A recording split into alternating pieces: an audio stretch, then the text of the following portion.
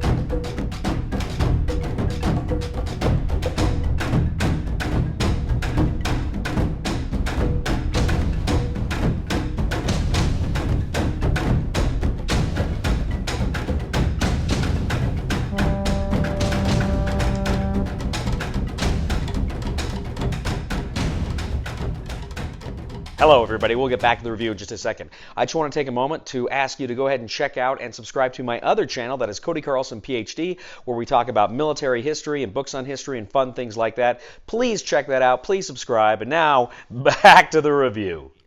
In Plains Indian Wars from GMT Games, 1 to 4 players attempt to either conquer or hold on to territory in this game of the American West. Now, essentially, there are 4 main factions and a few sub-factions. You have the North Plains Indians, the South Plains Indians, the settlers, and the U.S. cavalry. Now, in addition, the U.S. cavalry controls the enemies. These are enemies to the Native American tribes on the north or the south of the map. And then the settlers player will also control the wagon trains heading west, and they will also control the building of the Transcontinental Railroad. Now, each of these 7 factions will have an individual disc. You'll put that into a bag.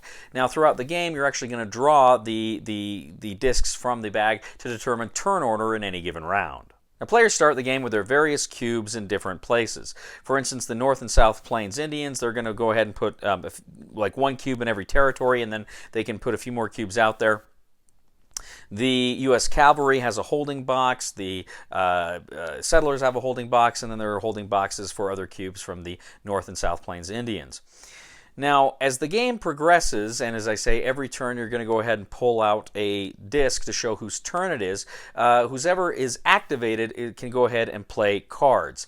Now, their card hand size is 3 cards, and they have to play a non-event card. These are migration cards, engagement cards, war party cards. They have to play a non-event card. 1.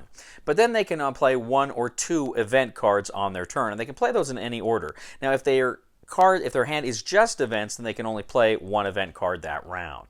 Now, the non-event cards are going to say essentially how many cubes you can place to be ready. For instance, the North and South Plains Indians, they can go ahead, if they say 3 cubes, and they can place 3 cubes anywhere in the North.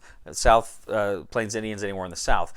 For the cavalry or the settlers, you can place kind of in St. Louis or in Sacramento.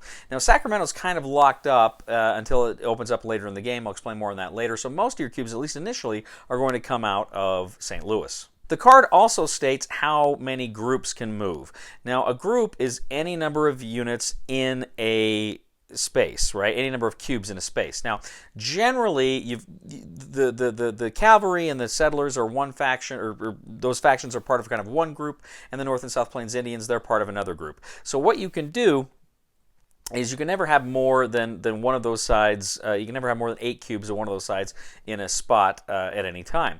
But as you move, you can also influence your allies. So the homesteaders, the settlers can influence the cavalry to come with them, and vice versa. The North Plains Indians can kind of influence the South Plains Indians to come with them. So these groups then are any number of your side's discs or cubes in a space. Well, you can move them, and it says how many spaces you can move them. So you can move, say, up to 2 spaces. So I can move 2 groups up to 2 spaces, or 3 groups, 1 space, etc., etc. Now, as you're going, you can actually drop cubes off as you're going, but you cannot pick cubes up along the way. Now, the various event cards, they're going to do different things. They're going to kind of allow certain unusual circumstances to take place or to play out. In the whole game, there's only one play immediately card, and that is the Custer card for the U.S. Cavalry. If that comes up, they have to play it immediately. Essentially, they put a number of their cubes in a spot with some of the Native American cubes, and there's instantly a battle. Now, as you're moving, you're actually engaging in these battles. And how battles work is if you have one cube of your color in this battle, you roll one die. If you have two cubes, you roll two, and anything more than two. Two is the maximum you roll. But you're each going to go ahead and roll die. And I should point out, if one of the Native Americans, if he's just got one cube and the other people come in, they get like a free roll, like an ambush roll. But essentially, you're going to go ahead and roll your die. And your die typically can do three things. It may come up blank, in which case you can choose to retreat. For every blank you get, you can retreat one of your cubes. It may come up with a broken arrow. This is a treaty. If both sides roll a broken arrow, you would ignore any hits or anything else, and the group that has the most cubes there can move the group with the fewer cubes to any location around them, provided it is not a hostile region. Finally, you can roll the attack, and the symbol for the attack is different for the different factions. If you roll the attack symbol, then that is a hit, and the side that takes the hit must remove one of their cubes. They have to remove whichever color they have the most of. Now, if you take a casualty, you put it in the casualties box. Now, over the course of the game, you're going to get a number of your side's units in the casualty box, and when you play a card that allows you to move groups, one of the groups you can move is all of the units from the casualty box you can move to your ready boxes. Now, for the kind of sub-factions, if the U.S. player draws the enemy's disc, or the enemy disc is drawn, they can go ahead and place one purple cube on the board, and they can move one group, I think one or two spaces. If the white disc is drawn, then the settlers can actually move wagon trains along trails. There's, I think, 3 or 4 different trails. You can move them one space along the trail. There are special rules for the Indians. If they attack the settlers, they have to roll 2 hits in order to take out one of the cubes. And then those cubes, if they're on the board or they have made it all the way to California or the West Coast, then they go to the respective side's victory points. So if you succeed and get them across, if you're the settler, you succeed and get them across, they become victory points for you. If you are the Native Americans and you take them out, they become victory points for you. If the black disc is drawn, this is the railroad. Now, how the railroad works is if you're on the eastern side of the board, if you're in a territory, either north or south of the railroad, and you have a number of brown settler cubes, you can build up to 3 railroad tracks depending on the number of settlers you have. So you can build, if you have 3 brown cubes that it's adjacent to the end of the railroad, you can build three railroad cubes out. So essentially, depending on the number of brown cubes you have, that's the number of black cubes to complete the railroad. However, on the west coast, they're moving through the mountains. So you got the settler player is going to roll 2 of his brown die, and if they come up blank, nothing happens. But if they come up on any symbol, either the attack symbol, the hit symbol, or the broken treaty symbol, for every symbol you roll, you can place 2 mountain cubes on the mountain. Now, there's one of the event cards that allows you to put cubes on the mountain as well, but until you get to the other side of the mountain, your people in Sacramento are just locked in there. Once the railhead is through the mountains, you can actually start bringing your people out through the railhead, just like you can on the east. So players are going around and around. They are playing their non-event cards and their event cards. They're attempting to attack their enemies. They're attempting to either build or thwart the construction of the railroad. They're attempting to move the wagon trains west or to destroy the wagon trains as they are moving west. And you're attempting to do all of these things until the end of the game. The game ends at the end of the round in which the railroad is completed, or it ends at the end of the round in which the last player has played their last card. Once that end game happens, you go to scoring. So the players are going to go ahead and they're going to add up their points. And there's differences. For instance, if the U.S. cavalry settlers, if they succeed in creating the railroad, then their side will get 3 points. If the North and South Plains Indians prevent the railroad from being constructed, then they get 3 points on their side. So there's a pretty big swing there, 6-point swing depending on that. But again, if the cavalry and the settlers are able to get all of their, or able to get any of their white cubes off the board, they get points, and indeed they get points for white cubes that are still on the board. The Native Americans, if they take out those white cubes, they get those points for those as well. You're also going to add up points for every territory you control in the North and South Plains areas. You're going to get the Indian players will get some points if they control some of the enemy spots, the purple spots on the board as well. You're going to go ahead, you're going to add up all of those points together, and which side, the Native Americans or the Americans moving westward, whoever has the most points wins. Plains Indian Wars. Now, Plains Indian Wars is heavily influenced by Academy Games' Birth of America series. 1775, 1812, 1754, and then the 878 Vikings. It's very similar with the cubes, with area control, with the influence movement you're doing, with the combat. This game is very much based on that. There's a few differences in some of the basic mechanics. For instance, in the Academy Games, if you roll a die, you can make your own people retreat. There's some other things there too, but fundamentally, this game has the same DNA as the Birth of America series, and that's cool because I really like the Birth of America series. In fact, I was really interested in this game. A friend of mine told me he'd played it, and he says it's a lot like 1775. 1775 is probably like my top 10 games of all time. So I'm like, oh, immediately I was interested. I'd seen this game before, but it didn't register. It wasn't on my radar. And then I heard that. I'm like, oh, I got to play that. And then it turned out the GMT Games had already sent me a copy. So I'm like, oh, bonus. So I played this game a few times now. I played it at a 4-player count, and I played it at a 3-player count, where in the 3-player game I played both the North and the South Plains Indians. In the 4-player game I was the settlers. And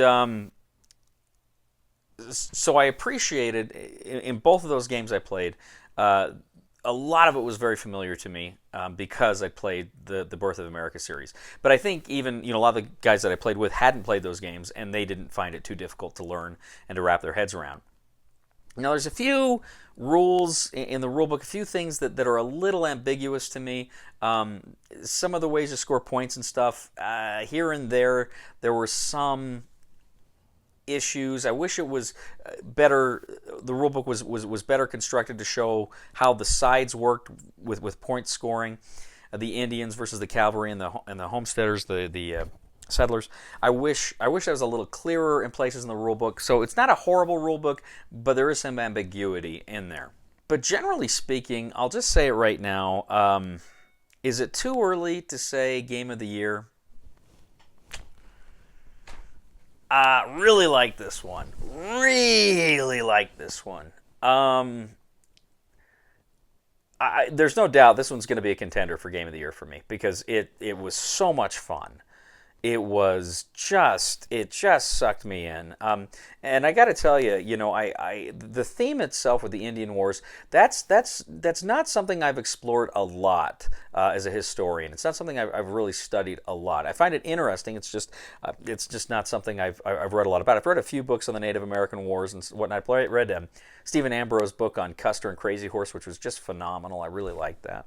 There's an uncomfortable history here, right? We're all aware of kind of the the elephant in the room, as it were, especially where we've seen other games be canceled for issues like colonialism and what have you. But this game is very even-handed. This flavor text is very educational. It kind of shows both sides, and you're playing both sides. And it's not like the peoples that are being colonized are just there to be oppressed. They're actively fighting back. And you get a real sense of the struggle here. And obviously it's very abstracted. This is not a deep, history enmeshed war game, right? It's light, it's abstracted, but it still does a good job of, I think, showing both sides of the conflict here. And I really appreciated that. I thought that was well done here. And just gameplay itself is just first rate. It's just phenomenal. I love this system. I love the combat here. I love the movement and the influence movement. And this whole idea of building the railroad, too, how that plays into it, and how you've got to have the settlers there in the right place in order to have that happen. And then you got the mountain passes, and oh, it's so frustrating because you're rolling and you're rolling and you're rolling, you keep getting nothing, and then once in a while you'll get something like, yeah, but I've got so much to go. There is a card the settlers have that allowed them to build more railroads over the mountains, but it's just awesome. This is a phenomenal game. This is probably the best game released this year I played. One or two others are up there too, but I don't know. So far, this is just dominating. I really like this game a lot. What more can I say about it? This is one I think, if the subject matter appeals to you or doesn't appeal to you, the gameplay will. It's just great. So, recommendation for the discriminating gamer for Plains Wars Indians is buy it. Thank you once again for joining us today on The Discriminating Gamer. As always, we ask you to please leave a comment for us on YouTube, on BoardGame Geek, on our Facebook page, or on thediscriminatinggamer.com. We'd ask you to please like us on Facebook, subscribe to us on YouTube, and follow us on Twitter. We'd also ask you, ladies and gentlemen, to please check out my other channel, that is Cody Carlson, PhD, where we talk about history and books on history and other fun things like that. Please check it out. Please subscribe. And we'd also ask you, ladies and gentlemen, to please give a thumb to this video on BoardGame Geek. That helps us out a lot as well. You know, ladies and gentlemen, to eat too much cake is the sin of gluttony. But to eat too much pie is okay, because the sin of pie is always 0. Please somebody help me on my feet again, and I don't know where I'm going, and I don't know where I've been. Please somebody help me on the solid ground. It's a long time, and I've been dying. Once a year I wind up in the band. Oh yeah, and then you come on two, please. We couldn't, when I played the other night, we couldn't get that. Yeah, alright. So what?